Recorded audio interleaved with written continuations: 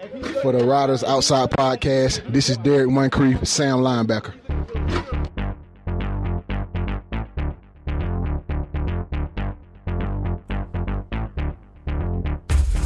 Welcome to the Rider Outsiders, where we talk CFL football and your Saskatchewan Roughriders. I'm Mitch Wiles with Dylan Robson and the self-professed genius of Canadian football, Bryce Wiles.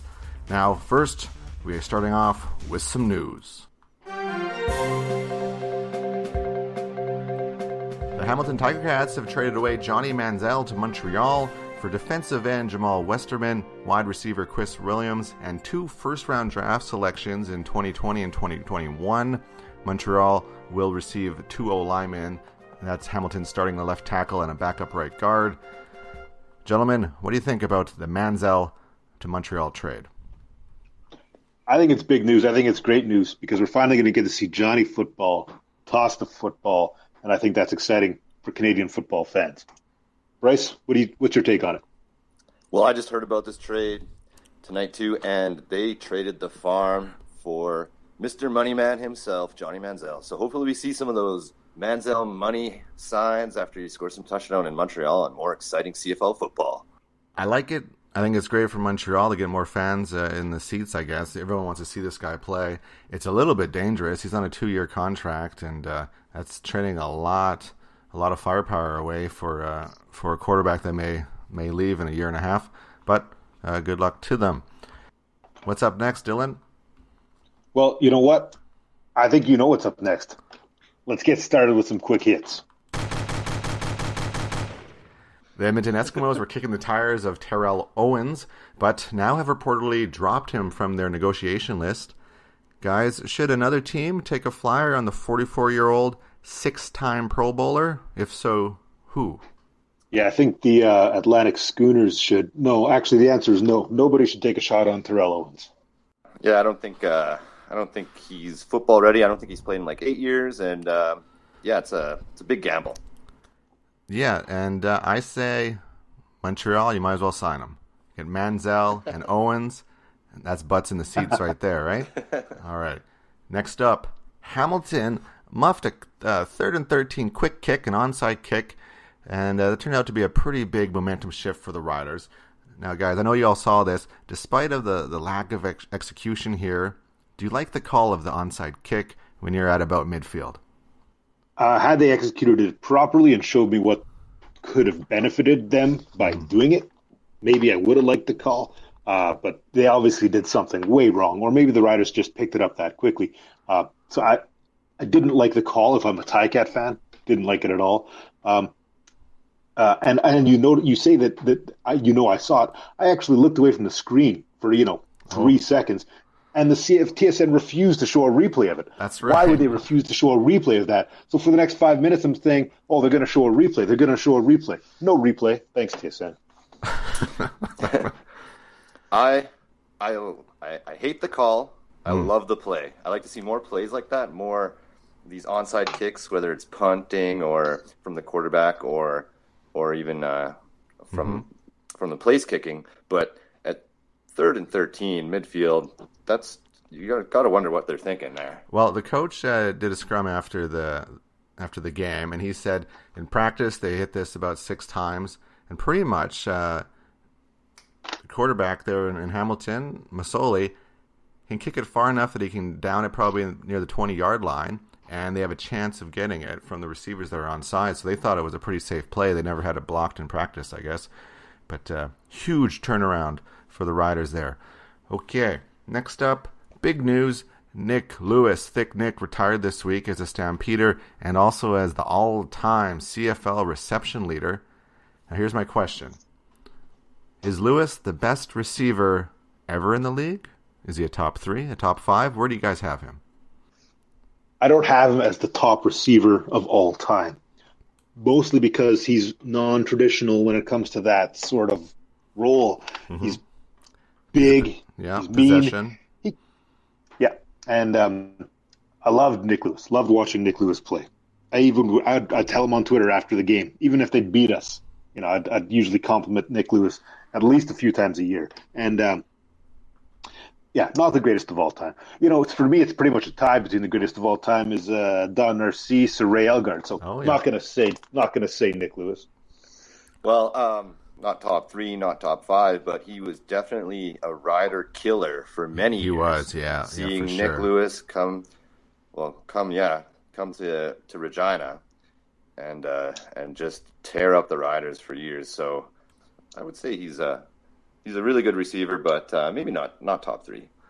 All right. For me, I think he's definitely a top 10. You don't only want tiny little speedsters on your team. Just to run through his stats here, he's one of the few to have 10 1K seasons, so 1,000-yard seasons. I think there's one other player with 11, but he's sort of in second place there. 1,051 catches, that's where his big record is. He's number 1 there. And also, almost 14,000 yards receiving. So quite a career. And I believe, he signed a one-day contract, so he retired a Stampeder. And now it's time to talk about the game, Riders versus Tiger Cats, and the 31-20 victory. Riders sweep the 2-game series. Guys, where do you want to start with this one? Well, I think we should start with the fact that there wasn't a whole lot of people who picked the Riders to be able to beat Hamilton Tiger Cats 2 games in a row, yet here we are, they did. Why were they able to do that? I think there were a lot of reasons why. That's what we should talk about. Yeah, and one of those reasons is big plays. So I have it down here to probably three of the main plays of the game. We have a punt return for a touchdown. That was a big 61-yard one. We got the Thigpen run for 80 yards for a touchdown, and that fake hitch to Roosevelt for a touchdown. Huge big plays. It's not like the offense was clicking the whole game, but they made some plays, some big ones when they had to. Bryce, what did you see? I like Brandon Bridge throwing for his first touchdown in 5 games, but he got one. He got a passing TD, and he did the kind of double move, and he was getting some success with that pump fake that Dylan, you were talking about a couple weeks ago, and it kind of fooled the defense, and Jones with that punt return, and Thigpen still showing that he's got it.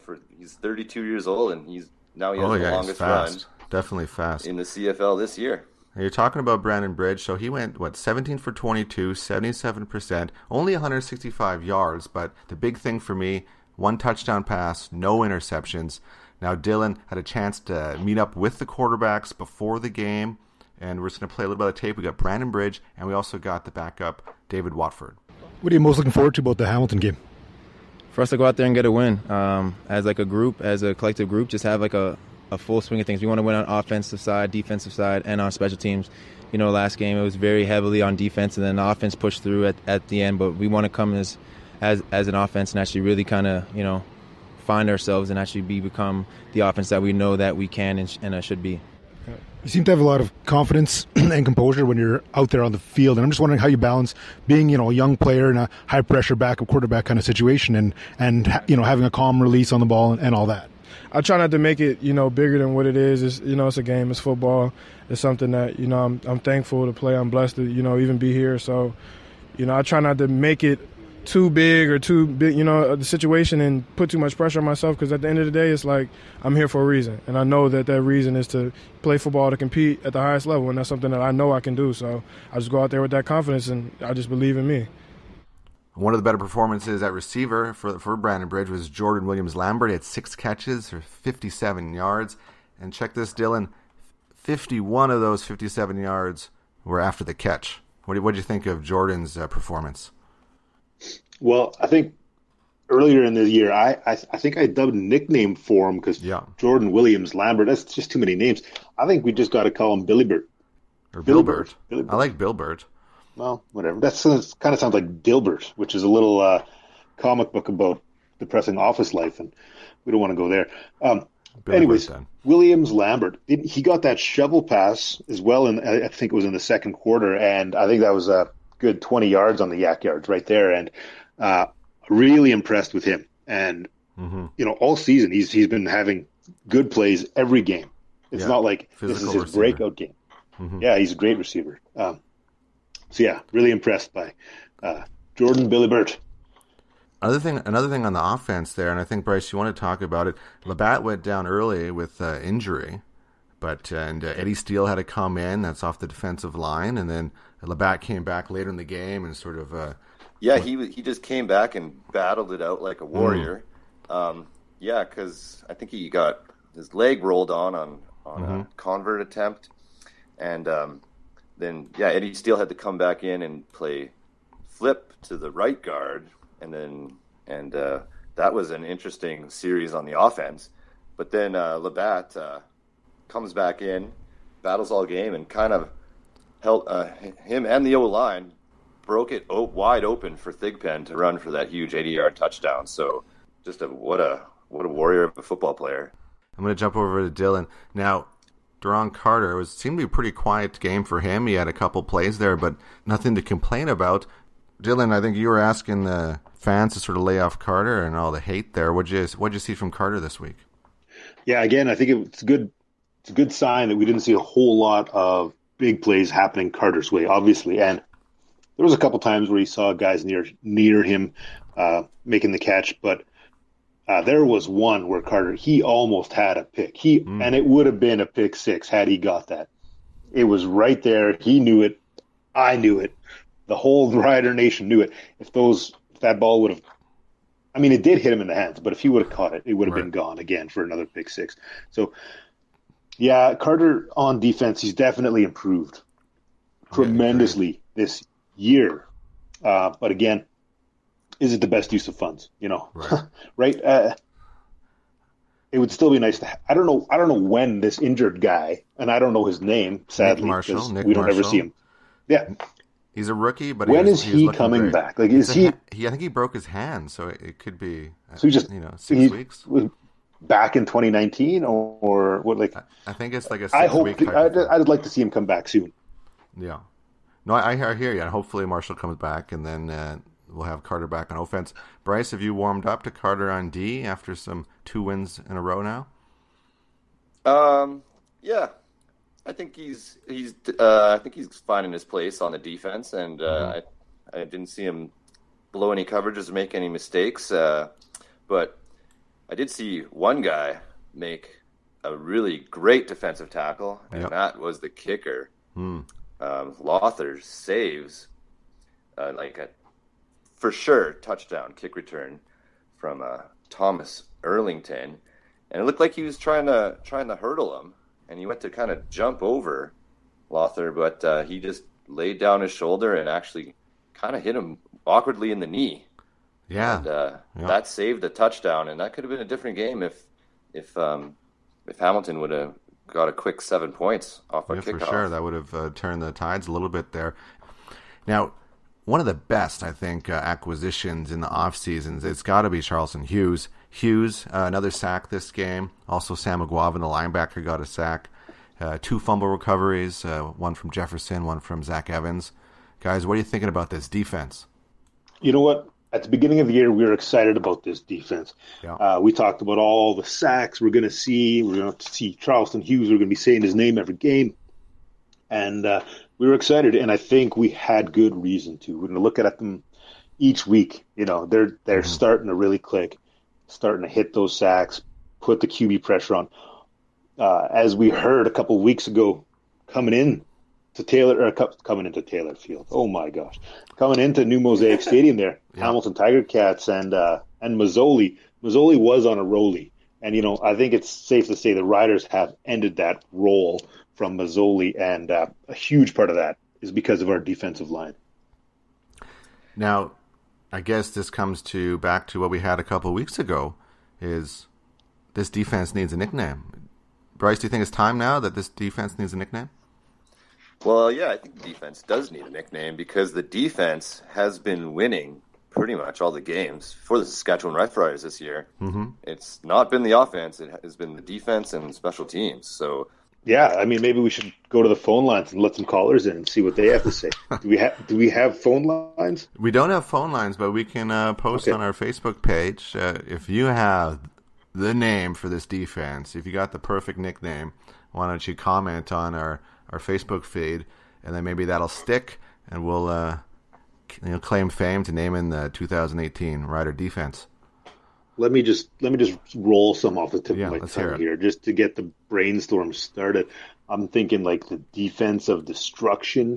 I'm thinking like the defense warriors. I'm thinking like the defenders of football.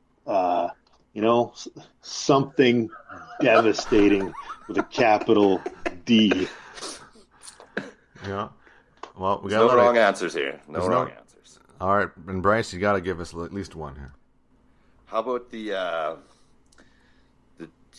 can't spell win without defense? I don't know if that's a nickname, and I don't even know if it's true. It could be a bumper sticker or a T-shirt, but I'm not sure if it's a nickname. I know that's not accurate, but you can't spell riders without D. I know that. Ooh. Oh, hey. That's not bad. That's not bad. We're getting somewhere. Love the D. How about that? That's a good one. Love the D. That's not bad. I know our listeners will come up with better nicknames than what we have just done. And if you have one, post it on the Facebook page. Okay. What else we got here? We have one moment that happened earlier in the week. I think it was on Tuesday. And Dylan, you flagged this as this could be a big moment of the week. Chris Jones stopping practice. What can you say about that? Well, later on we got an interview coming up with Moncrief, and the interview took place on Monday. But I asked him about Chris Jones and what it's like to get coached by him, and he made a point of saying that Jones coaches rough. He can be a rough coach sometimes, but he also made a point of saying that, you'll hear it in the interview. He says it better than I could, but that he really responds to that style of coaching. And I think that's important. Jones stopping practice to basically tell those guys, this is not a free ride. You don't start celebrating the season because you won a single game, that sort of thing, or a couple games.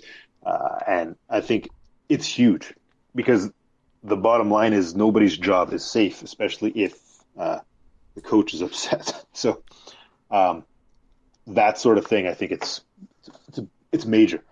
I think about going back to school and when the teacher leaves the room for 5 minutes or something like that, and everyone in the classroom starts going a little crazy, and all of a sudden the teacher comes walking back in and sees the room in chaos, and boom, slams that door, and everyone stops, listens. That teacher goes on a rant, and those kids, they get right down to it, after that, and that's sort of the analogy I think I would use there. So we got a Derrick Moncrief, our strong side linebacker, interview up next here. Now, sadly, he went down with a hand injury during the game, and Chris Jones says it looks like a multiple-week injury for Moncrief. And I think you're looking up his stats there, and he was averaging like 5 tackles a game, which is a great pace there, and a potential CFL All-Star this year, but now he's down with the injury. Do you need to say anything else to set up this interview? Listen to the parts where it really comes out that he's a team player. Everything really he was talking about was a team player. Even at some point, one of his teammates, and I didn't know who it was at the time, he jumps in on the interview and they start joking around as well. So, I mean, you just know there's a lot of camaraderie there. Moncrief, he's in it for the team, and I think that's important. Yeah, and we also get to learn his nickname. So here it is, Derrick Moncrief. So here I'm Dylan Robson with the linebacker for the Saskatchewan Roughriders, Derrick Moncrief. Derrick, good to see you. Good to have you on the show. Oh, yeah, man. Good to see you.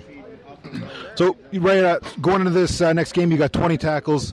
That's averaging 5 tackles per game. How are you feeling about your play so far this year? It's been all right, man, but I just try to get better each and every game. As long as we winning, it doesn't matter about the individual statistics.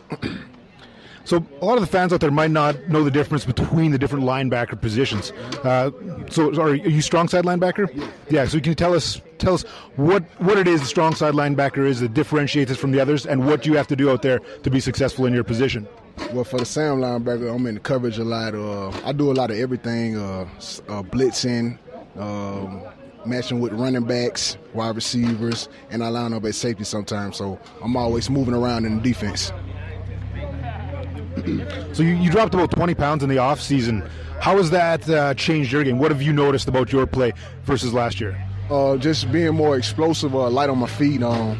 and my overall stamina for 4 quarters. I can go to overtime if I needed to. So I'm in really great shape right now. So over the years in the CFL, Chris Jones kind of earned a reputation for an aggressive defense. Do you like that aggressive defense, and how is that style of defense from your perspective? Man, I love the aggressive style of defense. Being able to play man-to-man or blitz and just play different schemes and, exotic blitzes and things like that, man.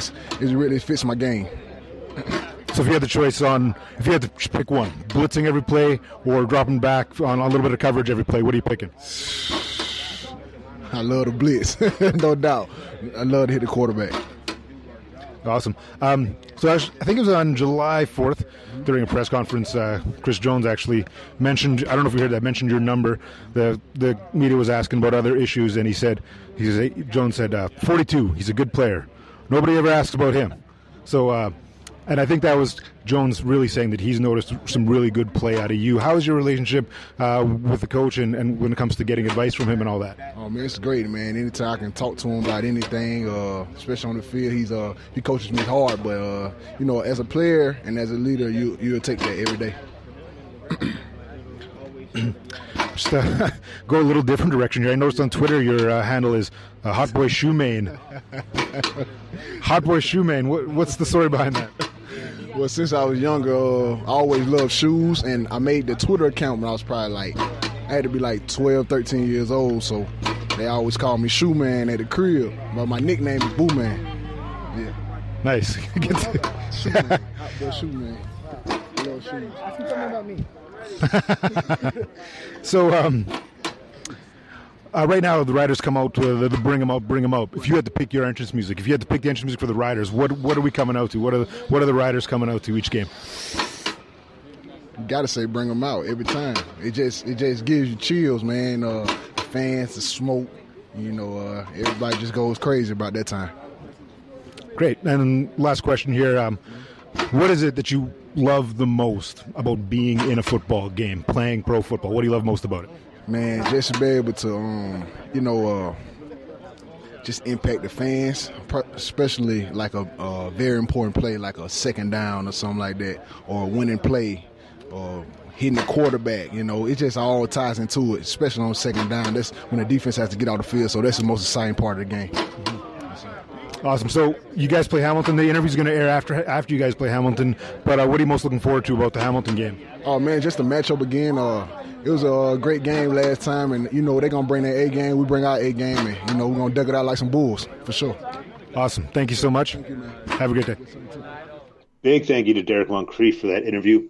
Love hearing from the guys, and really hope he gets over that injury soon. We'll love to see him back on the field. Definitely. It's going to be a big loss for the team, but I think Judge, might be able to fill in that spot. In the meantime, Cameron Judge. Okay, now I got us all lined up here. It's time for the Rouge. No, I'm missing our intro sound effect, Dylan. I think we have to do it live. It's time for the Rouge. 1 point from each of your Rider Outsiders about your Canadian Football League. The Rouge. I can go first with the Rouge here. I'm looking around the league. I'm seeing a few open seats here and there. We got Calgary up next at Mosaic Stadium, don't we? That's right. Saturday. Okay. I don't want to see a single empty seat. Let's fill that stadium. Rider Nation, if you're listening and you don't have a ticket, I know there's got to be a few available. Go buy a ticket. Show up to that game. Sit in that chair and scream as loud as you can. If there's one team that I cannot stand coming into our building, it's the Calgary Stampeders. Mm-hmm. It's also the Winnipeg Blue Bombers, but right. It's the Calgary Stampeders. So, Rider Nation, this is I'm using a Rouge on this. Let's fill that stadium. That's a great Rouge, Dylan, but I'm going to say something here that might not be popular. Calgary is going to go undefeated this year and have the perfect season and take it all the way and win the Grey Cup. Even though I don't like to say it, I'm going to say it, and that's my Rouge. Wow. Boo. What was that? Who said that? It's possible. Who's but going to beat them? Who's going to beat Calgary? Anybody in the Name one team playoffs. that's gonna beat them. Anybody in the playoffs. They don't do playoffs well. That's history. Well, yeah, we'll see. They got a really strong team. It's just they look unbeatable this year. Oh, we'll see. We'll see what the Riders can do to them in Saskatchewan on Saturday. All right, moving on from what Bryce is yakking about. Here's the Rouge. NFL window. If you're not familiar with this is allowing players to sign a 2-year deal, but in that second year, they don't have to play it out. If they got an offer from the NFL in the offseason, between the 2 years, they can go down and play in the NFL and cancel their contract. So this just got reinstated by the league. It was kicked out a year ago. What do I think about it? I think it's good because we'll get more people coming up to the league, like Manziel. Manziel really didn't want to come up. He didn't want to commit to 2 years. So I think it's a good thing. I think it's good for the players, and hopefully it's good for the league. But I understand that it means some of your star players that they can come up for a year and you might lose them. But at least we'll get that high talent player that doesn't want to commit to 2 years. I'm reminded of Rocket Ismail. That's where my head goes. You know, it's good to see talent come to the CFL. I think we got a lot of talent in the CFL. Mm-hmm. It sucks. I've been a Rider fan, seeing John Chick leave for the NFL. Yeah. Terrell Freeman leave for the NFL. Kenton Keith leave for the NFL. Yeah. Corey Sheets leave for the NFL. It's tough. It's devastating when that happens. One of those star players take off, but good for them. It gives them a good chance if they need it, or if they're coming up from the NFL, like a Johnny Manziel sort of situation. Then, maybe we'll see some exciting football for the time being. It's always an interesting choice for those players, right? Because then they break off their their momentum, right? So they do a year or two in the CFL, then they get that offer, they go down there, they ride the bench for 2 years, they make a bunch of money, but then that could be the end of their career. They come back, they're in a different team, a different system. They haven't really played football in a couple of years because they've been just watching on the bench for the last couple of years, versus they could just continue playing in the CFL, accept that smaller paycheck, but then sort of build a career here. And it's tough. When the money is so good, it's hard to be negative about people going after that paycheck. All right. That's the Rouge. I didn't really like my Rouge. I think it was too complicated. I didn't have a clear enough point. I'll work on that, Dylan, for next week. Yeah, you better. That clapping in the background means it's time for the meh of the week. Gentlemen, who wants to go first? Should we paper, rock, scissors? Okay. 1, 2, 3, shoot. 3, 2. Rock. Paper. Scissors. I'm going to say my meh of the week. I'm just going to get it out of here. The defending champs, the Toronto Argonauts, have no fans. They have no fans. Like, how many fans did they have? It was like 11,000 or something. They have fans. They need to get some fans. They have fewer fans. They have. Let's be nice to the fans that they have. Because think about the fans that they have. They got to go there knowing their stadium's going to be less than half full. Knowing that the other people, their neighbors, go, "You cheer for the Argos?" They know they're going to a team that's not fully loved by the community. So don't poo-poo the Argo fans.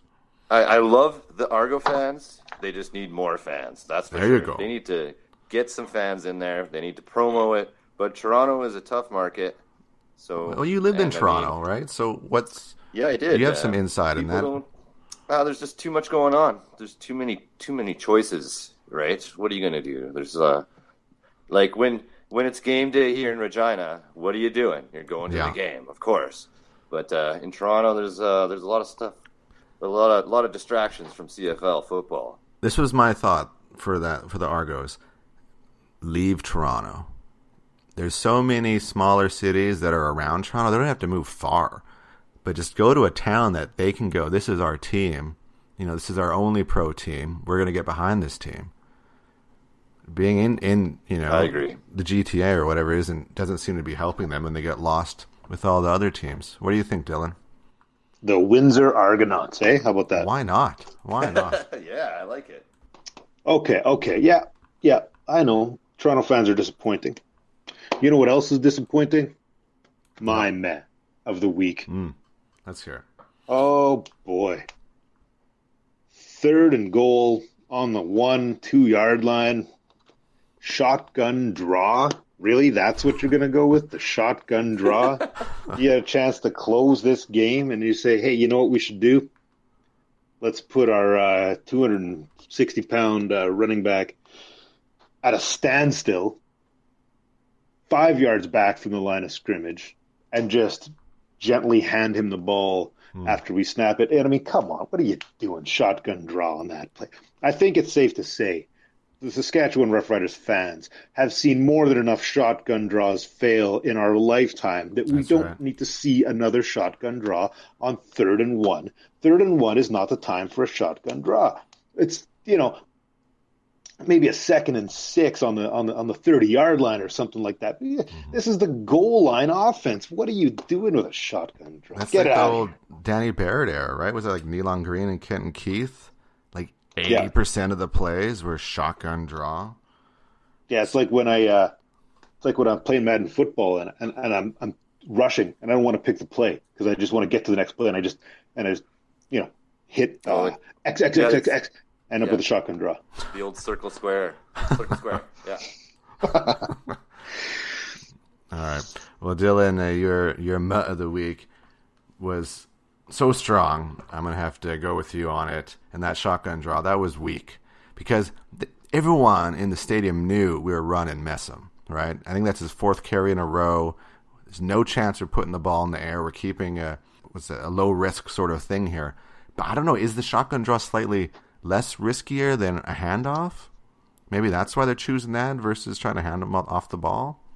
I don't know. If the margin of error is different between the handoff and the shotgun draw, it's got to be pretty minute.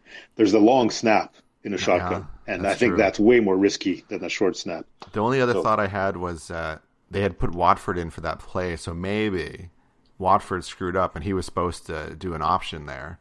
Instead of taking the ball, he gave it to Messam, and the guy got tackled. Like 4 guys hit him 4 yards back. So maybe it was really Watford's mistake, and we should have had the offensive line. The O-line was clicking that game. Just lean forward. Hit the pile. Get a touchdown. Get a touchdown, indeed. All right. The shotgun draw, our meh of the week. Okay, and next up here, guys, is predictions. First game on Thursday is Edmonton at Montreal. Let's get through this quick. What do you think? Edmonton, Montreal.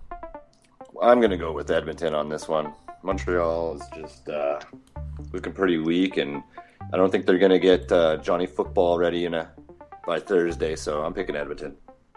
Yeah, I think the safe pick is Edmonton. Mm-hmm. Part of me wants to pick Montreal, but I'll go with Edmonton. Yeah, Edmonton for sure. I think. Is there any chance Manziel plays? There's a chance. So you're saying there's a chance? Like 3 days? That means like you might have 1 day of practice. No, they're at home, so they could practice 3 days. Monday, Tuesday, Wednesday. Yikes, maybe. Doubtful. I would say no way Manziel plays that game. Okay, next up's Friday game. Toronto at Winnipeg. Winnipeg just had a big game there, putting up 38 points against Toronto. So big rematch. What do you guys think? Winnipeg at Toronto. Toronto at Winnipeg. At Winnipeg. Winnipeg's at home. Winnipeg's going to win this one. They're one of the top red zone scorers in the league. They know how to put points on the board. Toronto doesn't know how to put points on the board unless it's like a fumble or some sort of freak play or a special teams play. So I'm going Winnipeg at home. Yeah, I'm going to pick Winnipeg as well. Mm-hmm. Winnipeg is, I think they're good. And I think Toronto's not as good. And it's that simple. Bryce kind of hit the nail on the head there with the red zone, plus with Toronto's. They do struggle. They don't have Ricky Ray. They're still working on Franklin. So, yeah. I think Toronto's going to put up a hell of a fight, but not take it. Well, I hope Toronto wins. That helps the Riders out a little bit, but likely Winnipeg with the win. After that, Saturday, Ottawa at Hamilton. Who do you like? This should be a good one. You know who I like? I like Ottawa on this one. because I was watching Ottawa versus BC, and those two quarterbacks were gun-slinging it all day, Harris and Lule. Mm-hmm. And it seems like I agree with Dylan that Hamilton had the Mazzoli rolly, and now they're not rolling anymore. So Hamilton was kind of beating themselves though this week.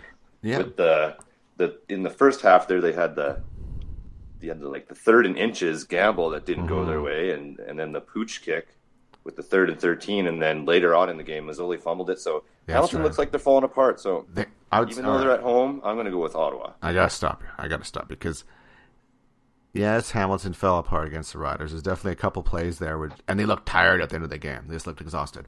However, with Mazzoli now, so his 300-yard 9-game streak or whatever is done, right? So that's off his head, off his mind.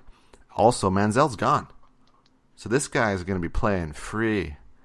He's going to be stress-free play here. So I say Hamilton, big comeback. Mazzoli gets his game back, and they beat Ottawa at home. Dylan, what do you think? Yeah, I'm picking Hamilton as well, partly for those reasons, partly because I think Coach June Jones did do a little bit of research there after these two losses. You get two losses like that. They were very different losses. One was a defensive game where both teams sort of struggled despite them putting up 300 yards offense a few weeks ago. But the first one in Saskatchewan, it was a low-scoring game, and everybody had to fight for every single point. And then this game that we saw just this past week, it was more high-scoring. It was more explosive. There was huge special teams plays. So there were two very different losses that their coach gets to analyze. I think they're going to turn around those losses into a win this week. Williams there, number 37 for Hamilton on special teams. Those explosive plays. Not only is he reading the blocks, but he's got the speed as well. So, or was that the trade? Was that Williams? Is he gone in the trade? No, that's Montreal traded Williams. Chris Williams, the receiver. Right. I'm getting my teams all mixed up. But way to go on bringing that up, though. Guess who's going to be in the lineup in Saturday? Speedy Chris Williams. And their the new defensive end, pretty much an all-star, Jamal Westerman. So they're going to have two new players, high-quality players in the lineup that could, in those positions, they can just start. They can just jump in. Good point. Great point. I didn't think about that. You don't get to change a pick now, Bryce. You don't get to change it. I won't change my pick. That's why I'm a genius. No, and Ottawa has a great chance, right? Harris is showing some great leadership this year. All right, finally. Bring it home. Saturday, doubleheader. The Riders at home against Calgary. Now, we already know that Bryce is picking Calgary to go undefeated this year. But, Dylan, what do the Riders have to do to win this game? No, I still get my pick. And I'm going to pick Calgary on this one because they're a powerhouse in the West. And I hate to say it, and I love the Riders, but they're just all phases of their football team is just high caliber.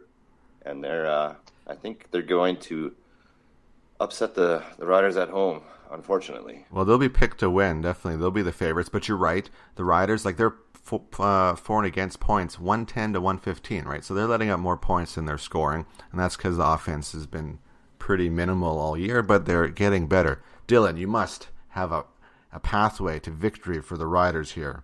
How are they going to beat Calgary? Oh, yeah. It's plain and simple. Passion. I'm with you. I like it. We hate the Calgary Stampeders. Bo Levi Mitchell steps his stupid face on our field, and we're not letting him run away with that game. Okay. When it comes to the Calgary Stampeders, yeah, they're big and impressive, and they play good football. I think we all know that when it comes to the any given Sunday analogy, the CFL, it holds very true. Any time any two teams in the CFL step on the field, that game can go either way. And a huge part of that is passion, momentum, and unexpected football. And I think we're going to see the Riders sort of bring it to Calgary like Calgary wasn't anticipating. Don't get me wrong, Calgary's not going to underestimate Saskatchewan, especially after beating Hamilton 2 games here. But Bo Levi Mitchell's not going to know what to do when things start going south. That's what's going to happen. All right, I love it. It's the big play that the Riders have been getting these last couple of games, and also the 13th man in the stands. So yes, those hopefully packed 32,000 people making it difficult for Bo Levi to call plays and make that offense work. Oh, and one more thing. Yes, Scope. Let's hear it.